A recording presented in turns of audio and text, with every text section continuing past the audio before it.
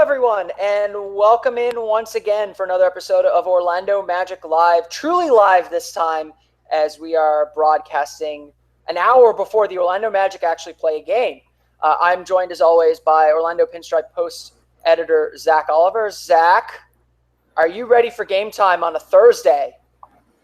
I don't know what to do with my hands, but they're not on TNT, so does it really matter?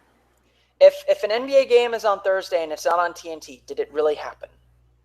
Well, according to Fox Sports Florida, they do happen, as Magic television ratings have been up by about 52%. What they said, and so a lot is going on with the Magic. A lot of good things. The last time we spoke, the Magic made the big lineup change. They won a game. Now they've won 3 more games. What do we make of this team now? First 4-game winning streak since December 2012. They ended up losing the next 10, but we'll forget that for now. And first time 2 games over 500 since Dwight Howard was here. I'll out myself. Since Dwight Howard was here. What do we make of this team and the winning streak they're on right now? I mean, I think we're seeing some improvement, but at the same time, I don't know if it's sustainable. I mean, they're playing at such a high level on both ends, and I think you made this comment to me. I can't remember if it was Friday or Sunday at the game, that this lineup change really lit a fire under them and showed them that Skiles isn't afraid to go and make a big move, and that sooner than later it's going to break and something's going to go amiss. I think that, the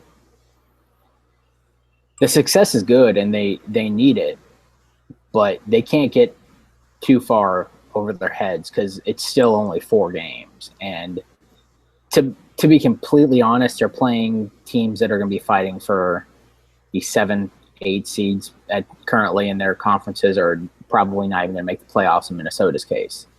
So if they go out and they, drop kick the Clippers on Saturday, then we might be able to start talking about actual, sustainability and real long-term success. Yeah, I would say, what was it? Scott Skiles said this, I think, after Sunday's game. The NBA season is a whole bunch of ups and downs. There's obviously moments where your team is playing really, really well, and moments that your team is playing really, really poorly. And Skiles said it. We're on an up right now. We're playing really well. We're playing at a high level. We're doing a lot of things. We're getting the buy-in that we want. I agree. I said it, but I agree there. The lineup change did seem to set a spark. There's Oladipo's been playing out of his mind. He's been playing like he did the last 2 years, which I think was part of the intention in freeing him up with that second unit. And he's brought that over to the clutch lineups to close some of these games lately. But the Magic right now are on a high, and they're playing really well. And they're going to keep this momentum going for as long as they can. But at some point, yes, you're right. They're going to hit a wall, and they might have hit it Tuesday night against Minnesota. It's going to be really interesting to see how they react tonight against Utah. I'm recording this on Thursday. If you're listening on the podcast, if you happen to listening on the podcast rather than watching live, but how they play tonight after blowing a 17-point lead, needing to really come together and win, is going to be really interesting to see. Because yes, there's going to be some hard times. They're not gonna go 78 and or however many. They're not gonna what are they, 10-8? They're not gonna go however many they need to go. They're not gonna lose just 8 games this season. They're gonna lose games the rest of the way. I can't do that. So you're saying they're not gonna go 74-8? Yes, I think that adds up to 82. They're not gonna go 70. They're not gonna go 74-8. They're gonna lose a game here somewhere. It could be tonight. Utah's still a pretty good team. It could be Saturday against the Clippers. It could be at any point. This is still a team that's still learning how to play, and frankly, they're still not a great offensive team.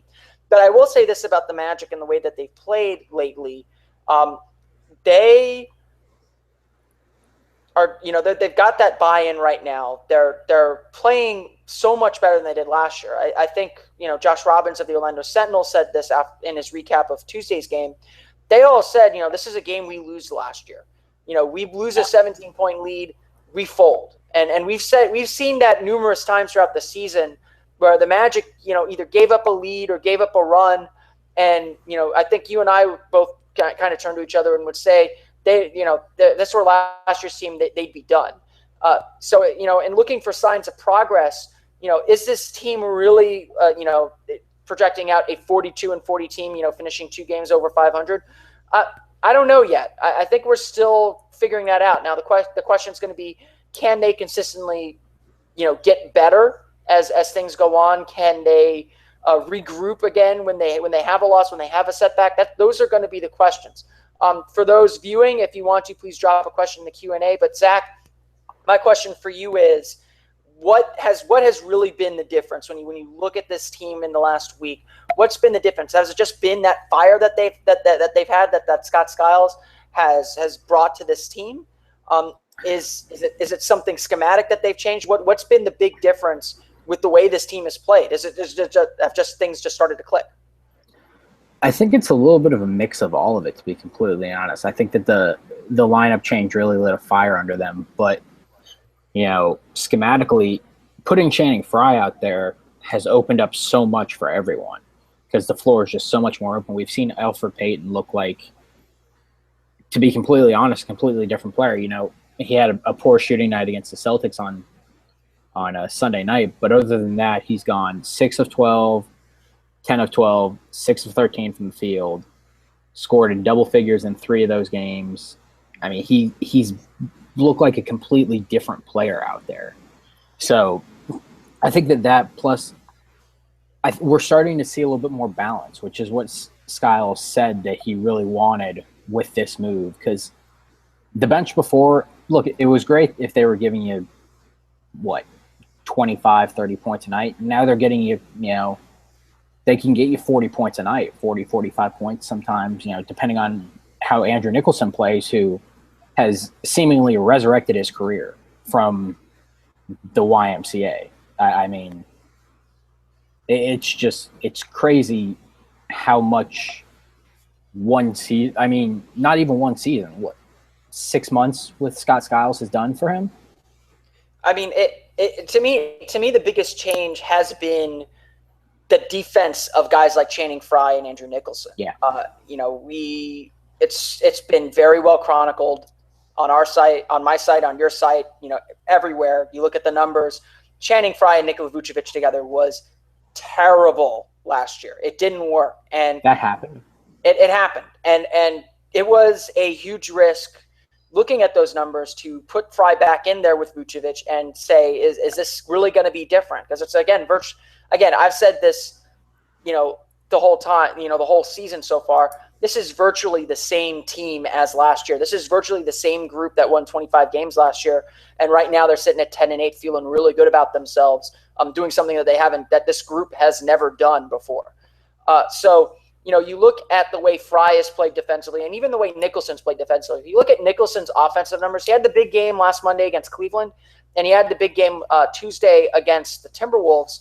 But you look at his offensive numbers, they're still not great. He's still not shooting a fantastic percentage for someone taking a lot of shots around the rim. That hook shot's still kind of hit or miss. But he's made up for that on the defensive end. He's in the right position. He keeps vertical. He doesn't foul a lot. I think what Skiles' defensive scheme has done is, he's given them a thought process. He's given them something very simple to do, and there are ways to exploit it. I think we're still seeing them dig in and collapse the paint a little bit too much. There's still a lot of weak side rotation 3-pointers that a lot of teams get, and if they make those, I think that's the shot the Magic are willing to live with at this point. But overall, the Magic are rotating really cleanly. They're in rhythm defensively. I think just like you can be in rhythm offensively, they're in rhythm defensively, and that's been the biggest key, I think, for this team taking this step forward that they've taken. Is the defense has just kicked it up a notch. Like they're ranked a top 10 defense in the league. And I don't think that should go without saying. Going from 20, from bottom 5 to top 10 is just an incredible transformation. And now they're seeing the results that come with that. Will the offense keep going? That's my big question, because this is still not a team that can generate a lot of offense consistently. They're still a team that struggles in the half court on offense. And of course, the same issues that we've talked about for the last month, finishing at the rim, doing all those little things. Yeah, and I I tend to agree with you with, them finding that rhythm defensively. I mean, they're just completely different, and I think we all really expected that, to be completely honest. I mean, we knew that Skiles was going to come in and hammer home defense, but I don't know if any of us could really have predicted that it would improve this much this quickly, because to be completely honest, their defense won them that game against the Timberwolves on Tuesday night. Yeah. I mean, it was really good down the stretch, and I don't remember if I texted you or if I hit you on GChat with this after the game. That final possession by Aaron Gordon was some of the best one-on-one defense that I think we've seen from anyone on this team since probably Dwight left. Yeah, I'm beginning to think it was that. Where does that rank as far as individual perimeter defense? The Magic. I mean, he's a weapon. Like I don't know about you, but the Magic are up 3 with 6-7 seconds to play. I've got just about everyone on my Twitter mentions saying foul immediately, and I am less inclined to do that. I think it is usually the right decision. I'm not against it. I'm more inclined to say, especially in the regular season, show me what you got defense. Show me that you can protect this lead. 3-point, if you contest a 3-pointer. I think that showed incredible confidence in Aaron not to foul, and we're seeing, I think, Aaron's confidence grow. I think his scoring's been bumping up a little bit. Again, the issue with him is more team defense, staying within the scheme, but he's obviously an incredible weapon. And yeah, I agree. That was some of the best one-on-one defense that I've seen, doing that to Wiggins, a guy who can, score pretty easily against a lot of really good players, even at his age and his stage of development.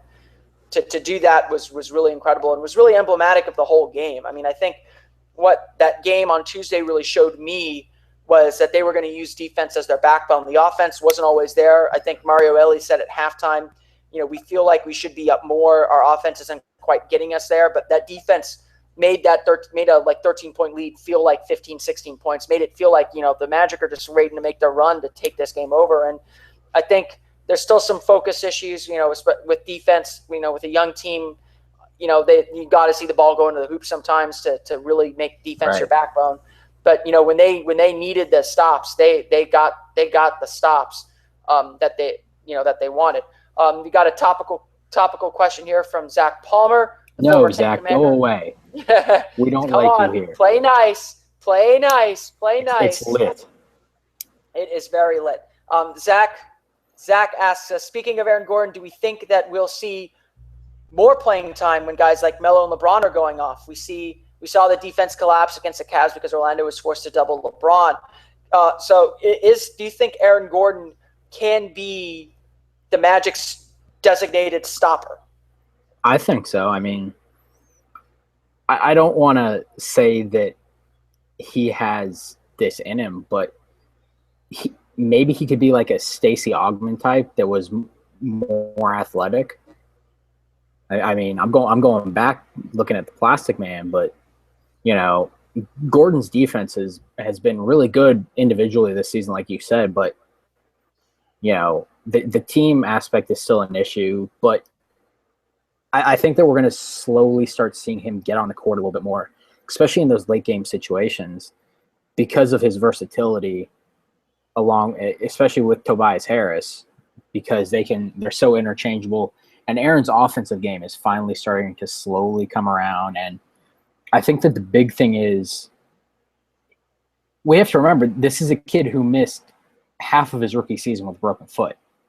So he's still getting acclimated to the NBA speed. And not only missed half his rookie season with a broken foot, he missed missed most of his first NBA offseason with a broken jaw. Yeah. So he's been forced to play catch up. For sure. I think that we're finally starting to see it all really click for Aaron, because we know it. Like, we see the flashes that he has. Obviously the athleticism is what's most tantalizing about him, but he's a lot more confident with that jumper. He can handle the ball some, and his defense is really starting to speak for itself. So Yeah, I think that we could see him get more time against LeBron or a Melo or a Kevin Durant later in the season. But again, I think part of it is also going to be situational. Yeah, I mean, I think it's very possible that should Carmelo Anthony or LeBron James go off, Gordon's going to be the guy the Magic put on him. I think honestly we saw it last night. We saw this kind of exact situation last night.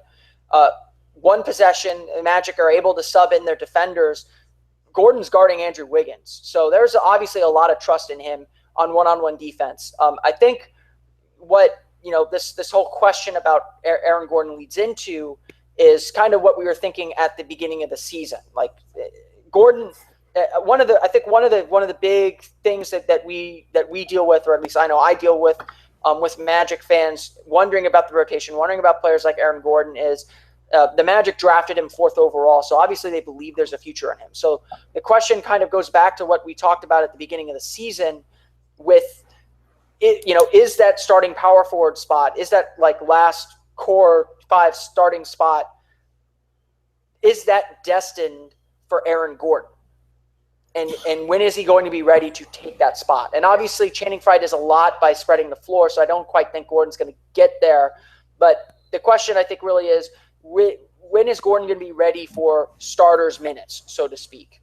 I think he's getting there quicker than we realize. Obviously, Skiles isn't afraid to bench anybody that needs to be benched. He plays the best players at the end of the games, so it's always kind of fluid. But what do you think of Gordon's progress as far as kind of getting to where we kind of realize him to be? Yeah, I think that he's getting closer to being ready. I know both of us had a lot of people ask, well, why isn't Aaron starting when Scott Skiles went with the lineup change? And I know, at least on my end, the answer was, at the time, what Channing Frye brings to the team currently is more important than what Aaron does. In the long term, it's Aaron, obviously. But Aaron still needs to work on developing that 3-point shot a little bit more and becoming more consistent offensively. I touched on a little bit before, Channing just opens so much up for everybody that they really need that right now. I think that Aaron could. I think Aaron could start at some point this season. Especially if they go on one of those 4, 5, 6 game losing streaks, and Skiles says, "Okay, we need to do something," and Aaron's really showing that progress. That's when we might, see him. Maybe we even see at that point Oladipo moves back into the starting lineup if he hasn't already. That's the good thing that this team has. If things start going south, they have a lot of versatility with the players that they have. They've been, excuse me, having all of this success without what I still think is going to be a very important part of their bench moving forward in C.J. Watson, too. So yeah. Once he's forced, and his absence has forced Shabazz Napier into the lineup more. And Shabazz, in fairness, has played pretty well, a lot better than I think a lot of us expected. But there's definitely some holes with him, and it's even forced Victor Oladipo to play some point guard when I don't think the team is completely comfortable with him doing that as much anymore. Yeah, I think it's worked enough. I've been slightly critical of Shabazz because he can hit that 3-pointer, but he still makes a lot of mistakes out there. Sure, that's something that you're going to see from a second-year guy, but still, he's an older second-year guy because he was at UConn for all 4 years. He won 2 championships. You want to see some smarter play out of a guy who, while still only being, a ripe young buck in the NBA, is kind of in a way a veteran based on his age. He's certainly closer. Like we would talk about upside guys, like Aaron Gordon's an upside guy. Shabazz is certainly closer to what he's going to be as a NBA player. And again, I think for most of us, Shabazz has played better than we expected. I mean, I don't think we expected him to contribute as much as he has, to be as consistent as he has on both ends of the floor. I mean, and the Magic need shooting. So I really like pairing him and Oladipo up, just like I really like pairing I Tobias agree. and Aaron up because of that versatility, because they kind of fill each other's holes and gaps a little bit. But yeah, I still think the end game is Aaron's going to be starting. It's again, whether he's ready, whether it fits what the team is. And I've talked about this in a few areas already this year. This season really feels like it's about figuring out who these players are and how the pieces fit, and seeing them do that in an environment that is expecting victory a little bit more. And so that's going to cause some friction with some lineups, as we're seeing, because the team's driving for victories. And we all kind of knew this entering in, that the pieces don't completely fit. There was always that sense that, that this team was pretty good, had a lot of good young talent, but no one was quite sure how it fit. And so we are seeing some of that stress, I think, still. A lot of our preseason expectations are still present and still coming true in many ways. Right. And we were talking about this as a group before. It was either Friday or Sunday night, and this is something that you and me both agree on. This season is what last season needed to be for this team. This is when you're really figuring out who is actually going to be here, past this season and next season, and who's the guy that you're going to end up trading. And I know that somebody else had mentioned a couple of names for guys who could stay, which, I think there's a lot to still be figured out. I don't think you can really gauge much off of 18 games. No, it's still a small sample size, but we're nearing the quarter. We're nearing the quarter pole of the season, so I think we'll start seeing stats are starting to normalize. We're starting, teams are starting to carve their identities out and kind of settle into the standings. I'm not sure what the number is, but the variability in the standings, it really will surprise you how little change there is in the standings from, I think, Christmas to the end of the season. So the fact that the Magic have gotten out to such a good start, that they're kind of hanging around, they're above 500. They're, staying above water, as they all said on Sunday. They're in the playoff race at this juncture of the season is a really good sign. I mean, it's kind of like a golf tournament. You can't win the golf tournament on Thursday, but you can certainly lose it. And for the last few years, the Magic have kind of lost it in that first quarter of the season, and now they're right there. They're right where they want to be in that conversation. They just got to sustain it and keep it. Got a few minutes before actual Magic Live starts on Fox Sports Florida, and we get set for tonight's game against the Utah Jazz. What concerns do you have about this Magic team moving forward? You hinted at it. You kind of said it, that there's still that other shoe to drop. What concerns you about this team that could cause that shoe to drop? Maybe even tonight.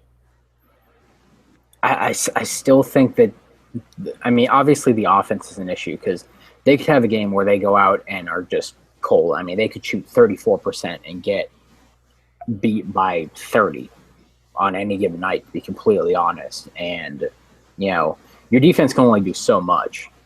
You hope you're not that kind of team where your defense completely abandons you. Like, I don't know if the Magic will ever, like, they're holding teams, right. They're consistently holding teams to low 90s. So you got to assume that they'll score enough. But, I don't think we'll see, I agree, I don't think we'll see like Grizzlies type, 85, 83 games. But, I still think their defense is going to keep them in a lot of games. Like, if they get beat, it's going to be because they get drawn into a shootout.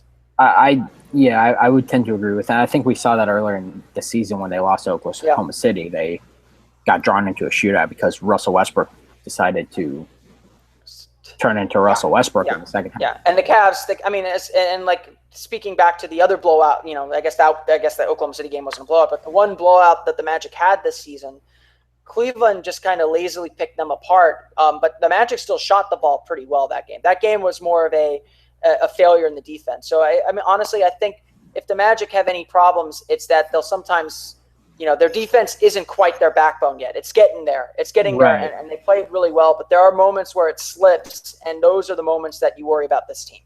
Yeah, and I think that there's still a little bit of tense nature with that team in the locker room. You know, they're winning games, but you get the sense talking to some of the guys that,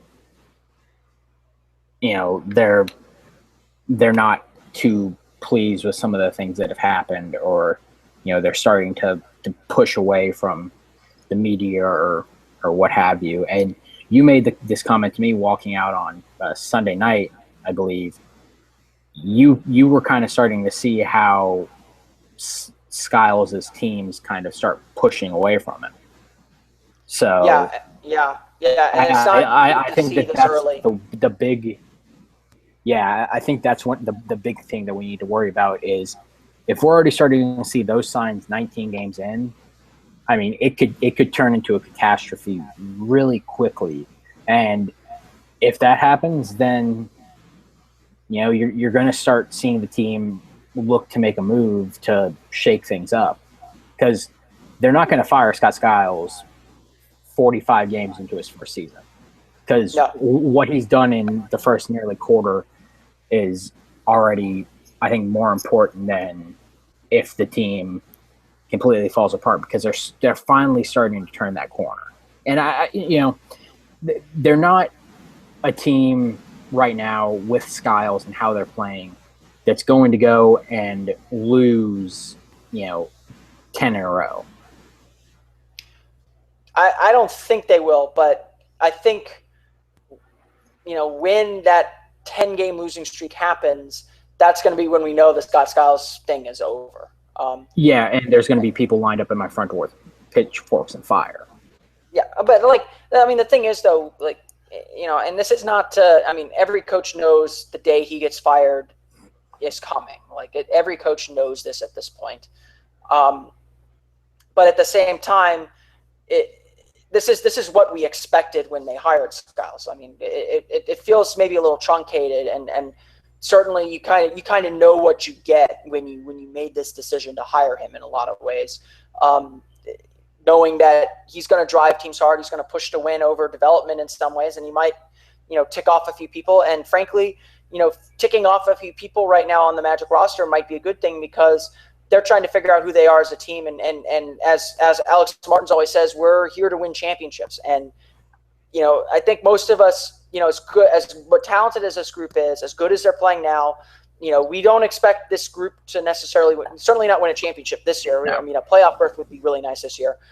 Figuring out what this group's ceiling is as a unit is a tricky thing. And eventually the Magic are going to have to make some decisions on guys. I mean, we already see that coming up with Evan Fournier not getting an extension and now going to probably enter restricted free agency. Victor Oladipo coming off the bench. He is a starter. Everyone said it. You know, can he put his ego aside and say, I'm happy being a sixth man, or is he going to want to do and be a little bit more? You know, it's all fine now that they're winning. No one's going to complain now that they're winning. And this is, you know, we were talking before we came on live here. This is really the first type of sustained success anyone in this group has had.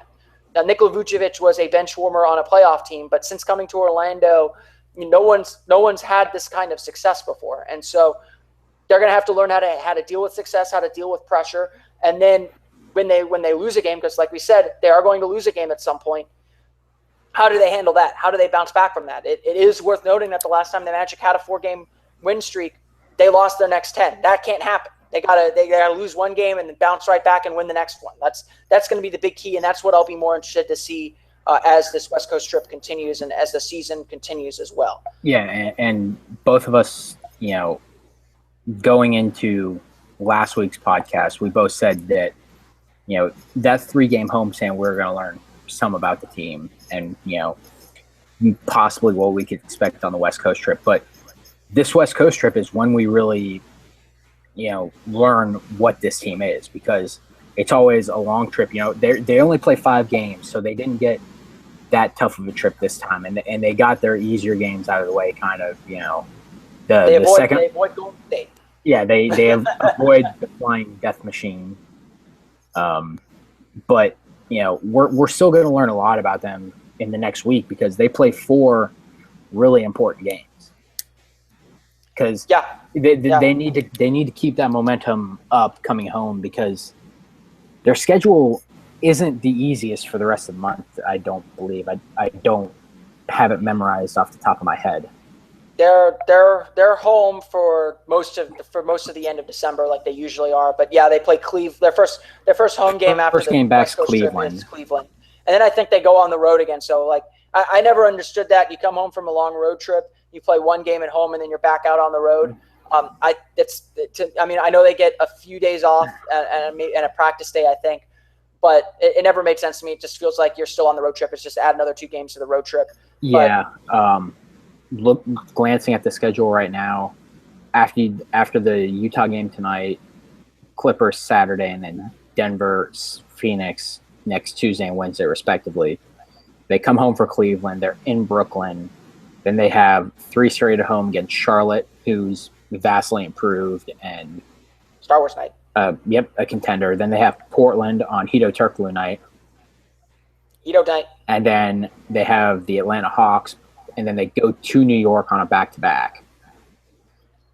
And then Houston. There's going to be a few schedule losses. There's going to be a schedule loss in there at some point. Houston, Miami, New Orleans, Brooklyn, all at home to head into the new year. So definitely some winnable games. I mean, they can definitely, if they can get through this West Coast trip, get through that Cleveland game, there are. I mean, one thing that I think we hinted at but didn't really get into, like, you said like this West Coast trip isn't that tough, record-wise at least, but they're playing a lot of teams with similar records to them, and those are the games I think the Magic really have to win. We talked about it after they lost at Indiana, because we thought Indiana was a team that would also compete for those 7-8 seeds. Beating those 3 games at home were huge, and even Skiles had to acknowledge beating Milwaukee, New York, and Boston, all teams that they're going to fight for that playoff spot, was humongous for this team. Building confidence against teams you're going to be competing against is a big thing. Those are not bad wins by any sense. Like honestly, the Magic are not a team yet where I go into a game to think, except for Philadelphia and possibly Brooklyn, I don't expect them to win every game. It's a toss-up game, and the way you make the playoffs is you win more of those toss-up games than you lose. And like Skiles said, it's simple math. You have a winning record every month. You're 6 games over 500. You make the playoffs. It can be as simple as that. So winning these games, the opponents may not be sexy, but they're still big wins. They're still important wins. Games. Yeah, because you need to have those tiebreakers come the end of the season if you want to be a potential playoff team. And especially at this stage. At this stage of the season, eliminating those teams, kind of keeping those teams in free fall. Like Milwaukee's been struggling a lot, and they're, kind of in free fall. Blowing them out, like had them asking questions about themselves. That's a big thing this early in the season, because, like I said, around Christmas is when the standings really stabilize, and you don't see a whole lot of change anymore. And so getting those teams, pushing those teams down right now is critical. Helping yourself rise up, giving yourself a little bit of a cushion is a good thing. And this was something that both of us talked about either last week or the week before, that they needed to have one of those games where they just went and blew somebody out. Like, we're clearly the better team the entire game. They were probably the better team the entirety of the game Wednesday night against the Knicks, but the Knicks were able to keep it close because of an early fourth quarter run.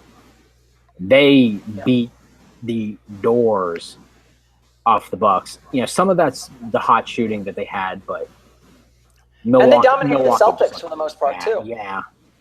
Again, Boston made a little bit of a run early in the fourth quarter, and we were sitting up in the media loge, and we were thinking, this is going to happen again, isn't it? And then they push it right back out to 21, 22, I believe, and Boston wasn't able to come back. So those were big wins, standing wise, confidence wise, and just getting those wins in the manner that they did. Yeah, absolutely. Those were big wins. Zach, Magic Live has started. I'm watching Dante Marcatelli on my TV over there. We want to make sure all the Magic fans get a chance to watch that, get set for tonight's game against the Utah Jazz. Zach, I won't ask you for a prediction because people that don't watch this live will probably listen to this after the Magic Jazz game, and we don't want to look silly. But anything else you want to add before we close up shop here and get ready for some Magic basketball and hopefully a 5th straight win? Well, we're going to look silly either way, probably. So probably it's just best not to view us on YouTube after the fact. Right. And yeah, my only thing is, don't make any puns like you did at the end of Tuesday night's game, or you might actually have a pen fly through your apartment window tonight. You do know where I live. I don't want anything to I don't want anything to happen, because the last time something came through not my window, but at least my apartment complex's window, there we had a bee infestation. So I will lay off the puns tonight. I'll do my best to lay off the puns tonight. At least not even I will admit that pun I made about Elfrid Payton and Victor Oladipo's handshake was terrible. No, it was Victor and Mario. Victor and Mario, sorry. That was a terrible pun. I enjoyed it, though. I enjoyed it. The more terrible the pun, the more hilarious it is to the pun teller. For Zach Oliver of Orlando Pinstriped Post, this has been Philip Rossman-Reich of Orlando Magic Daily. Thank you, everyone who watched us live on Google Hangouts. You can catch us every Thursday. We do change the times up a little bit. We'll try and post them a little bit earlier, along with the links as well. Thank you, everyone, for listening on the Orlando Magic Daily podcast as well. If you catch us not live on that. And enjoy tonight's Magic game, the Orlando Magic taking on the Utah Jazz. You probably knew that already, or you probably already watched it. For Zach, this is Philip. We'll catch you next week on Orlando Magic Live.